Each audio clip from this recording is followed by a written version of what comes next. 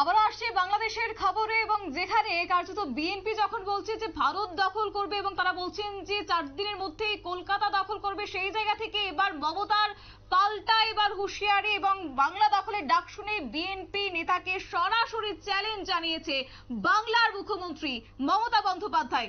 আমরা কি ললিপপ খাবো? পাল্টা কটাক্ষ কিন্তু এবার করছেন বাংলার মুখ্যমন্ত্রী। বাংলাকে নিয়ে বিধায়কদের সতর্ক করলেন মমতা বন্দ্যোপাধ্যায়। সরাসরি চলে যাবো আমাদের এক্সিকিউটিভ এডিটরের কাছে, রয়েছে নীল বণিক। নীল, কি বলবে?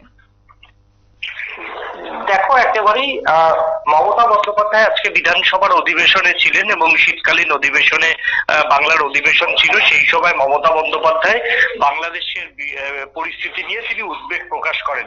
তারপরেই তিনি যেটা বলেন যে বাংলাদেশে যেটা হচ্ছে সেটা একেবারেই ঠিক নয়, এবং যেভাবে বিগত কয়েকদিন ধরে বিএনপি নেতারা কলকাতা দখলের ডাক দিয়েছেন, কখনো উড়িষ্যা দখলের ডাক দিচ্ছেন, কখনো বিহার দখলের ডাক দিচ্ছেন, তারপরেই কিন্তু মমতা বন্দ্যোপাধ্যায় বাংলার মুখ্যমন্ত্রী ক্ষোভ প্রকাশ করেন এবং তিনি বিএনপি যে নেতারা রয়েছেন তাদেরকে চ্যালেঞ্জ জানান যে আপনারা যদি বাংলা দখল করতে আসেন বা ভারতের মাটি দখল করতে আসেন তাহলে কি আমরা ললিপপ খাবো?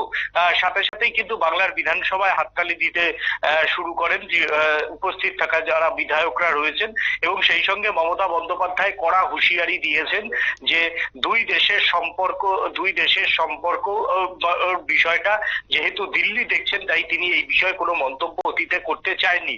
যেভাবে কলকাতা দখলের ডাক দেওয়া হয়েছে যে 72 ঘন্টার মধ্যে কলকাতা দখল করা হবে, বাংলার মাটি দখল করা হবে, তারপরে কিন্তু মমতা বন্দ্যোপাধ্যায় তিনি বলেছেন যে আমরা পরিস্থিতি কিভাবে সামলাতে হয় আমরা জানি। এরপরই মমতা বন্দ্যোপাধ্যায় বর্ডারের যে থানাগুলো রয়েছেন, বাংলার প্রশাসনের থেকে বর্ডার ওরিয়েন্টেড যে থানাগুলো রয়েছেন প্রত্যেকটি থানাকে কিন্তু সতর্ক করা হয়েছে, গোয়েন্দা মনিটরিং বাড়াতে বলা হয়েছে।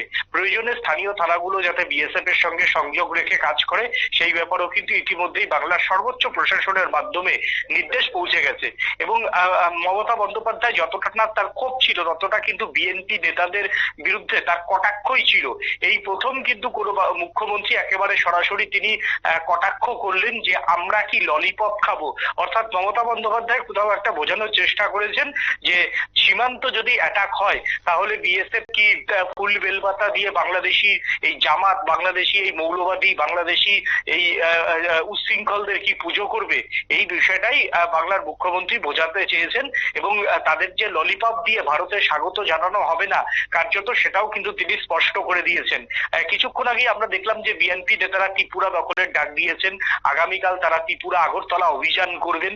এখন তারা অভিযান করবেন, তাদের অভিযান যদি বাংলাদেশের যে গর্দভ সেনাবাহিনী রয়েছে, বাংলাদেশ সেনাবাহিনী পৃথিবীর মধ্যে সবচেয়ে তারা গর্দভ সেনাবাহিনী, যে সেনা নিজের দেশের প্রধানমন্ত্রীকে রক্ষা করতে পারেন না, যে সেনা নিজের দেশের তোমার হচ্ছে সাধারণ মানুষকে রক্ষা করতে পারে না, যে সেনা সেখানকার সংখ্যালঘুদের উদ্ধার করতে পারে না, যে সেনা সেখানকার জামাতিদের কন্ট্রোল করতে পারে না, সেই রকম একটা গর্দভ সেনা আগামী পরশুদিন যদি তোমার এই ব্রাহ্মণবাড়িয়ার পর অর্থাৎ সীমান্ত পর্যন্ত যদি অ্যালাউ করে তাহলে ভারতের স্ট্রেংথটা কিন্তু বুঝতে পারবে। অর্থাৎ বিএসএফ মানে যেটা আমার আগের সমস্ত যারা গেস্টরা রয়েছেন তারা বলছিলেন যে এই ক্ষেত্রে বাংলাদেশি এই জামাতি, এই লুঙ্গি পরা জামাতিদের সামলাতে তোমার বিএসএফ এর কোনো মুহূর্তেই দরকার নেই। আমাদের ত্রিপুরার যে আর্ম ফোর্স বা পশ্চিমবঙ্গের যে আর্ম ফোর্স রয়েছে তারাই যথেষ্ট।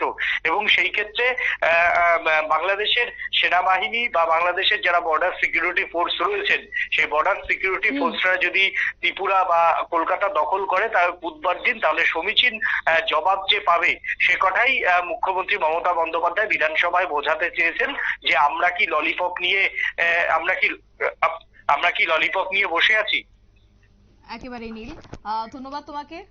বিস্তারিত জানিয়েছেন আমাদের এক্সিকিউটিভ এডিটর নীল বণিক। এবং কার্যত আজকে বিধানসভায় দাঁড়িয়ে বাংলার মুখ্যমন্ত্রী মমতা বন্দ্যোপাধ্যায়ের এই বক্তব্য, এবং আমরা একেবারেই ললিপপ খাবো না, আসুক বিএনপি সেই জায়গায় ভারত তো জানে কিভাবে তাদেরকে তাদের ভাষায় পাল্টা জবাব দিতে হয়, প্রস্তুত রয়েছে ভারতও, এমনটাই কার্যত আজকে ইঙ্গিত দিয়েছেন বাংলার মুখ্যমন্ত্রী।